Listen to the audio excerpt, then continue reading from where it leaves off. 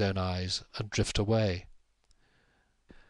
There was something undignified in so parasitically clinging on to the effortless close of a life wherein he regretted two things only: the long division between his father and himself when he was young, and the lateness of his union with Irene. From where he sat he could see a cluster of apple trees in blossom. Nothing in nature moved him so much as fruit trees in blossom, and his heart ached suddenly because he might never see them flower again. Spring! Decidedly no man ought to have to die while his heart was still young enough to love beauty. Blackbirds sang recklessly in the shrubbery. Swallows were flying high, the leaves above him glistened, and over the fields was every imaginable tint of early foliage, burnished by the level sunlight, away to where the distant smoke-bush blue was trailed across the horizon. Irene's flowers in their narrow beds had startling individuality that evening, little deep assertions of gay life. Only Chinese and Japanese painters, and perhaps Leonardo, had known how to get that startling little ego into each painted flower and bird and beast, the ego, yet the sense of species, the universality of life as well. They were the fellows. "I've made nothing that would live," thought Jolyon. "I've been an amateur, a mere lover, not a creator. Still, I shall leave John behind me when I go." What luck that the boy had not been caught by that ghastly war! He might so easily have been killed, like poor Jolly 20 years ago out in the Transvaal. John would do something some day, if the age didn't spoil him, an imaginative chap. His whim to take up farming was but a bit of sentiment, and about as likely to last.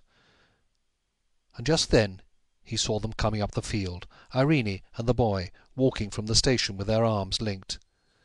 And getting up, he strolled down through the new rose garden to meet them. Irene came into his room that night, and sat down by the window. She sat there without speaking till he said, "What is it, my love?" "We had an encounter to-day."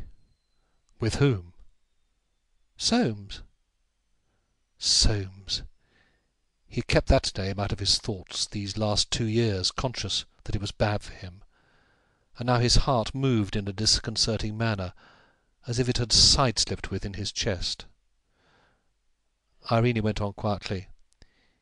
"He and his daughter were in the gallery, and afterward at the confectioner's where we had tea."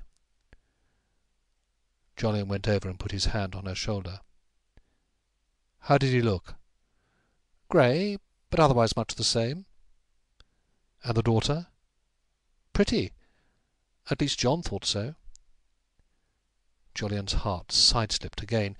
His wife's face had a strained and puzzled look.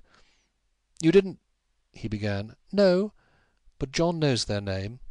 The girl dropped her handkerchief and he picked it up." Jolyon sat down on the bed. An evil chance. "June was with you. Did she put her foot in it?" "No, but it was all very queer and strained, and John could see it was." Jolyon drew a deep breath and said, "I've often wondered whether we've been right to keep it from him. He'll find out some day." "The later the better, Jolyon. The young have such cheap, hard judgment. When you were 19, what would you have thought of your mother if she had done what I have?" Yes, there it was. John worshipped his mother, and knew nothing of the tragedies, the inexorable necessities of life, nothing of the prisoned grief in an unhappy marriage, nothing of jealousy or passion, knew nothing at all, as yet. "What have you told him?" he said at last. "That they were relations, but that we didn't know them, that you had never cared much for their family, or they for you. I expect he will be asking you." Jolyon smiled.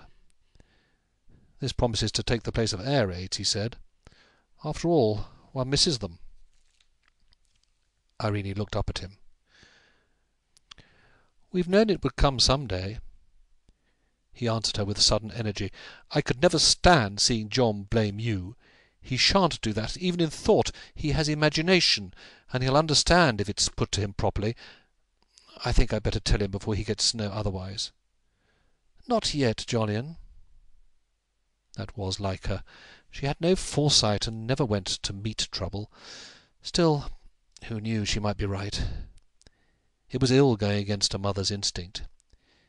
It might be well to let the boy go on, if possible, till experience had given him some touchstone by which he could judge the values of that old tragedy, till love, jealousy, longing had deepened his charity.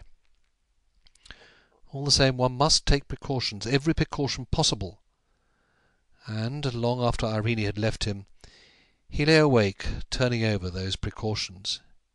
He must write to Holly, telling her that John knew nothing as yet of family history. Holly was discreet. She would make sure of her husband. She would see to it. John could take the letter with him when he went tomorrow. And so the day on which he had put the polish on his material estate died out with the chiming of the stable clock, and another began for Jolyon in the shadow of a spiritual disorder which could not be so rounded off and polished.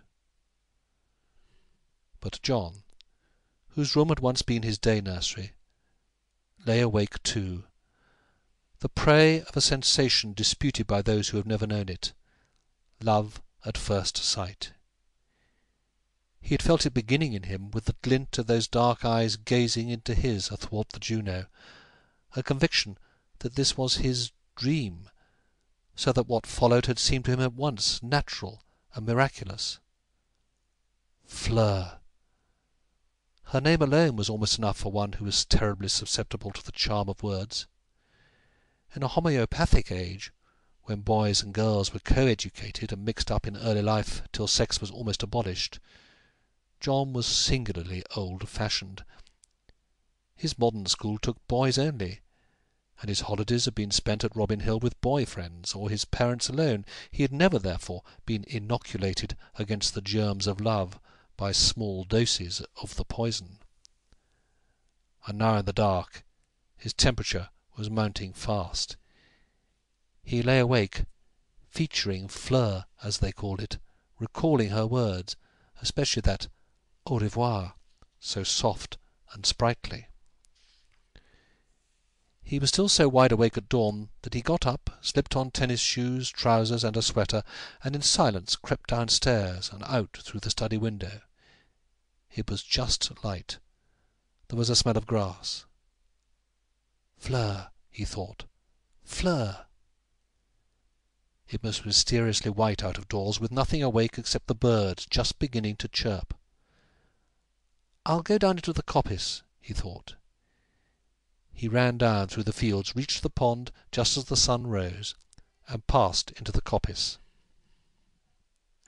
Bluebells carpeted the ground there. Among the larch trees there was mystery, the air, as it were, composed of that romantic quality. John sniffed its freshness and stared at the bluebells in the sharpening light. Fleur! It rhymed with her, and she lived at Maple Durham. A jolly name, too, on the river somewhere. He could find it in the atlas presently. He would write to her. But would she answer? Oh, she must. She'd said au revoir, not good-bye. What luck that she had dropped her handkerchief. He would never have known her but for that. And the more he thought of that handkerchief, the more amazing his luck seemed. Fleur! It certainly rhymed with her. Rhythm thronged his head, words jostled to be joined together. He was on the verge of a poem. John remained in this condition for more than half an hour, then returned to the house, and, getting a ladder, climbed in at his bedroom window out of sheer exhilaration.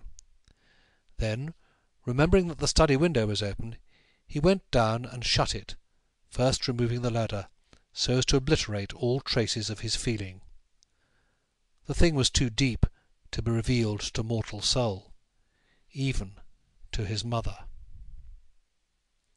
End of chapter 3.